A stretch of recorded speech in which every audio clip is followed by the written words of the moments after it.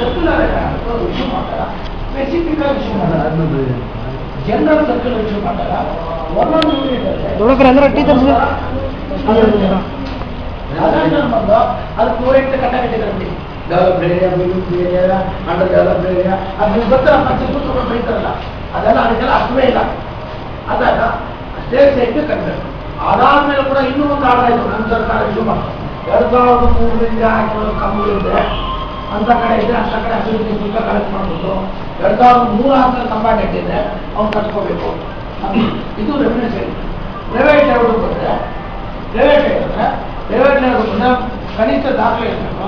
ಅವನು ಫಸ್ಟ್ ಕೃಷಿ ಭೂಮಿನ ಭೂ ಪರಿವರ್ತನಾ ಕಾಯ್ದೆಯಲ್ಲಿ ವಸತಿ ಗೃಹಕ್ಕೆ ಕನ್ವರ್ಷನ್ ಮಾಡ್ತಾರೆ.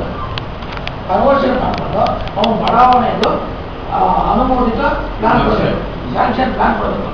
ಅದಾದಮೇಲೆ ಆ ಸೈಟ್ಗೆ ನಾವು ಇನ್ಫ್ರಾಸ್ಟ್ರಕ್ಚರ್ ಕ್ರಿಯೇಟ್ ಮಾಡೋದನ್ನ ಅವನು ಇನ್ಫ್ರಾಸ್ಟ್ರಕ್ಚರ್ ಬಿಲ್ಡಪ್ ಮಾಡಬೇಕು.